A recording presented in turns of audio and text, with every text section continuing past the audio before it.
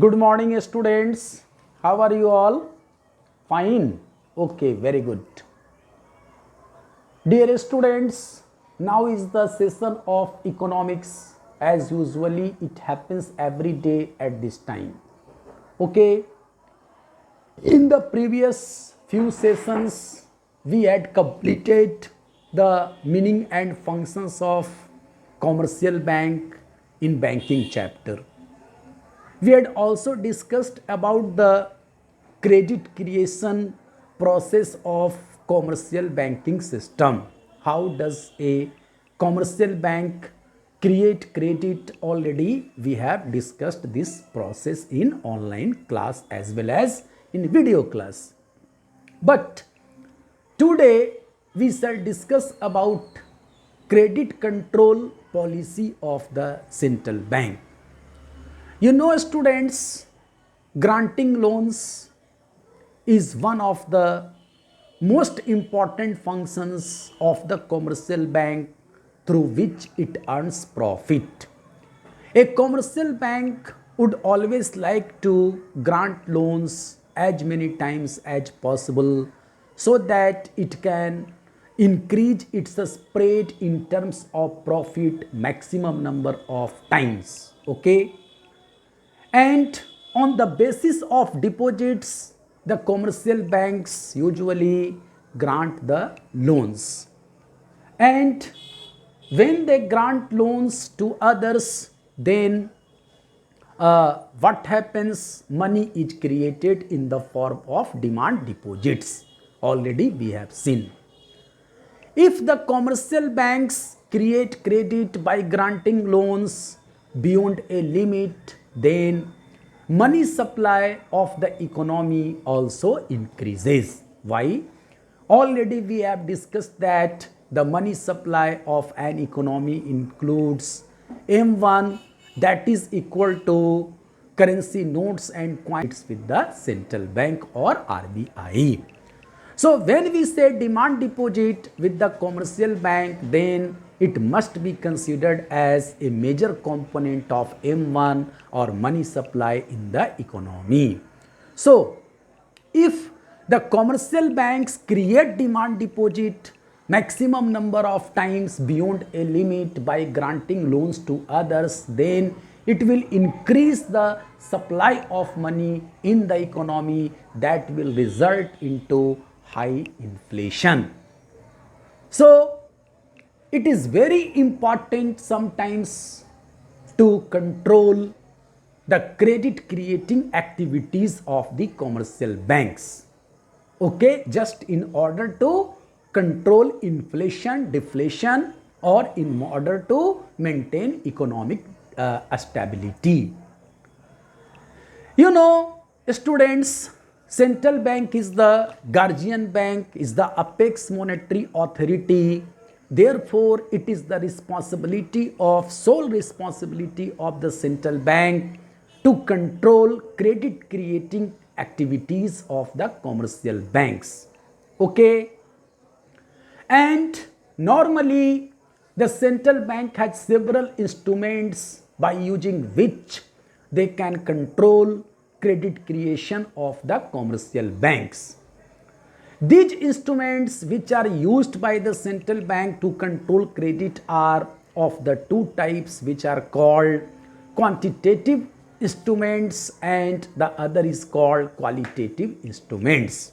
Okay, so long as the quantitative instruments of the central bank are concerned, it refers to those instruments which are used by the central bank to affect the overall supply of money in the economy. That means it considers the economy as a whole, the total supply of money. Okay. Whereas when we say qualitative or selective instruments of credit control, then they refer to those instruments which are used by the central bank on selected basis, on selective basis. We shall discuss all these instruments one by one.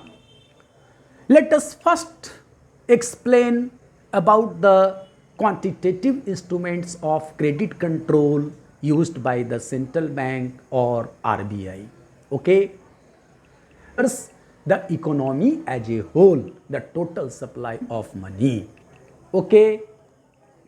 Whereas when we say qualitative or selective instruments of credit control, then they refer to those instruments which are used by the central bank on selected basis, on selective basis. We shall discuss all these instruments one by one. Let us first explain about the quantitative instruments of credit control used by the central bank or RBI. Okay. You know, students, there are basically three instruments which are used as quantitative instruments to control credit creation by the commercial banks.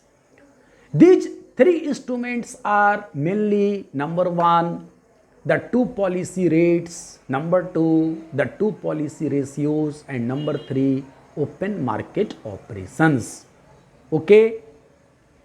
So let us first discuss about the first two policy rates. When we say the two policy rates, then it refers to the bank rate and repo rate which are charged by the central bank to lend money to the commercial banks. Already we know that the commercial banks borrow from the central bank to increase their business, to create credit. Okay. So as a short term loan, whatever interest is charged by the central bank on commercial banks is either called bank rate or called repo rate. Or in a way you can say the bank rate and repo rate are the two rates of interest at which the commercial banks borrow from the central bank to increase their business, to create credit. Okay.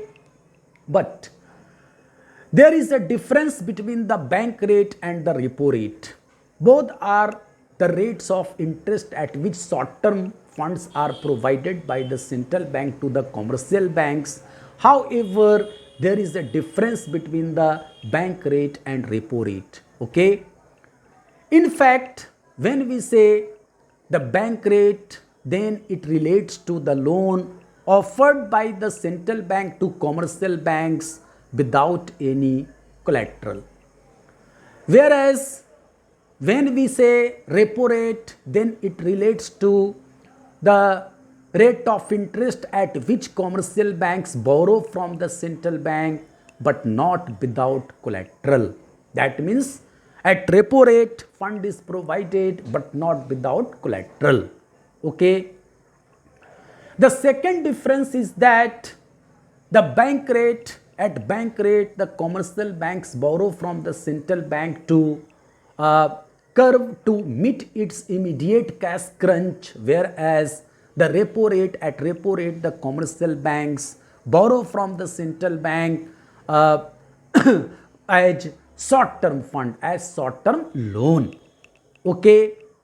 Not only this, but in bank rate the repurchase of securities is not allowed, thus it is called simply a discount rate. Whereas in repo rate the commercial banks are allowed to repurchase the securities. Okay. So these are the basic difference between the bank rate and repo rate, and simply we can say that these are the two rates of interest at which the commercial banks borrow from the central bank. Okay. Now, how these two rates of interest, bank rate and repo rate, are used as quantitative instruments by the central bank, let us discuss. You know, are used as quantitative instruments by the central bank, let us discuss. You know, when there is increase in money supply leading to inflation, that means there is inflationary pressure on the economy, then central bank usually rises the bank rate and repo rate. As a result of which the borrowing capacity of the commercial banks reduces and they lend less. That means they create less credit if the bank rate and repo rate are increased. Why? Because if the bank rate and repo rate are increased by the central bank, then the commercial banks will have a small less cash reserves to create credit. Okay. Next one, if the bank rates and repo rates are reduced, then the commercial banks can borrow more from the central bank and they will have. Thus, by lowering the bank rate and repo rate, the central bank increases lending capacity of the commercial banks, which will help in controlling the situation of deflation. Okay. Secondly, if the bank rate and repo rate are increased, then the commercial banks are compelled to maintain a strong vault cash that is directed by the central bank. And if the vault cash, that means caution money, reserve money, amount of this caution money, reserve money, this vault cash is increased, then the commercial banks will have less cash reserve to create credit. Automatically, by increasing the bank rate and repo rate, the commercial banks will need to increase the vault cash, as a result of which the commercial banks will have less cash reserve to create credit. It will reduce credit creating capacity of the commercial banks. Just opposite will be done if there is an inflation in the economy. If the bank rate and repo rate are reduced or lowered, then the commercial banks will not need to maintain the strong cash vault and they will have enough cash reserve to create credit. Their lending capacity will increase, as a result of which they can create more credit. Okay. Third, if the bank rate and repo rate are increased, then the market rate of interest charged by the commercial banks is also increased, as a result of which the borrowings by investors as well as households also reduces, leading to control over the inflation. And if the bank rate and repo rate are reduced, then the borrowers, investors as well as households will like to borrow from the commercial banks at larger level, because the rate of interest commercial banks at larger level, because the rate of interest is very low, and this way they will create demand, increase demand in the market, as a result of which the situation of deflation will be controlled. So students, we have understood that by using the quantitative instruments of bank rate and repo rate, the central bank can influence credit creating capacity of the commercial banks, and as per changes taking place in the economy, as per requirement and as per requirement of maintaining economic stability in the economy, the central bank generally uses these two instruments, quantitative instruments. Okay. The another quantitative instruments are the two policy ratios. What are these two policies ratios? These two policies ratios are the policy of cash reserve ratio and the policy of a statutory liquidity ratio. You know students, according to the provisions made by the central bank, each commercial bank has to keep a certain proportion of their total deposits with the central bank, with the RBI as reserve. It is legally compulsory. It has to be kept by the commercial banks as reserve with the central bank as compulsion, as mandatory. What will be its proportion? is decided by the central bank. This is called cash reserve ratio or CRR. The another ratio is called a statutory liquidity ratio, that refers to that proportion of total deposits of a commercial bank which has to be held reserve by the commercial bank itself in liquid form. In liquid form means in the form of cash, in the form of gold, and in the form of approved securities.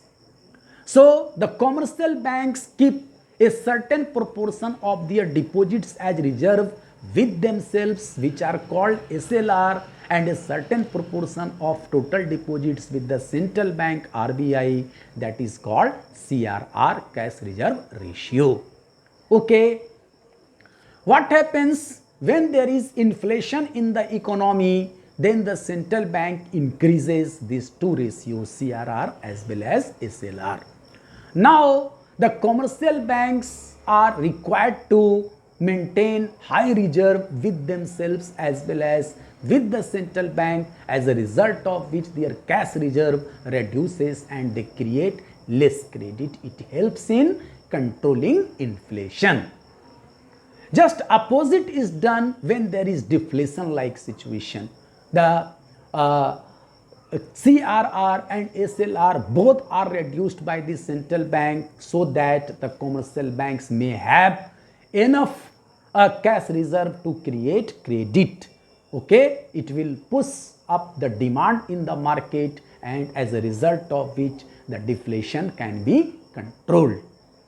So by using these two policy ratios, the CRR, cash reserve ratio, and SLR, the statutory liquidity ratio, by changing these two ratios, the central bank can affect the credit creating capacity or lending capacity of banks, that will help in maintaining economic stability in the economy. Okay.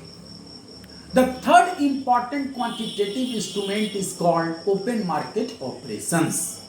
Okay.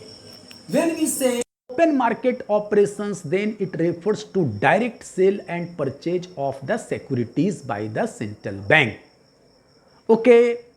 When there is excess liquidity in the economy, then the in fact starts selling its securities openly through the commercial banks, so that the excess liquidity from the economy can be soaked, can be reduced. And if it is reduced, if the excess liquidity is soaked from the economy by selling out the securities, approved securities, then certainly the commercial banks will have less cash reserve to create credit. Okay. If liquidity has to be in the economy during deflation, then the central bank in fact will start buying these securities at higher rate of interest, at higher prices, so that the liquidity could be released into the economy. So from this point of view, you will find that through open market operations also the central bank controls credit creation capacity of the commercial banks. Okay, students. So now I have discussed the quantitative control instruments of the central bank, exercised by the central bank on commercial banks. But there are some selective or qualitative instruments also which are used by the central bank in selected areas for controlling credit creation. It does not focus on overall supply of money, but it focuses on selected areas wherein it is needed to control inflation, or wherein it is needed to control the lendings by the commercial banks. How? Let us see. The first selective control, qualitative control instrument is the margin requirement. What is this margin requirement? This margin requirement in fact is the difference between the value of the and the value of the loan to be obtained, to be borrowed. Okay, normally the value of security happens to be higher than the amount of loan to be borrowed, to be taken from the commercial bank. When there is inflationary pressure on the economy, then this margin requirement is raised by the central bank so that the commercial banks may lend little, may lend less, and the borrowers may feel difficulty in borrowings from the commercial banks due to high margin requirement. It will help in controlling the inflation. Similarly, if there is deflation, then the central bank usually will reduce this requirement so that the people can borrow more from the commercial banks and they can make more demand in the market. That will help in controlling the deflation. The second important selective or quality. So, by varying margin requirement, the central bank can control the situation of inflation and deflation from the economy. The second most important qualitative control instrument is rationing of credits. According to this method, or by using this instrument, in fact, the central bank restricts commercial banks in granting loans, in lendings for some specific purposes or for some selective objectives. Okay, that means through rationing, the quota of granting loans is fixed for each commercial bank, and no commercial bank is allowed to violate this quota fixed by the central bank.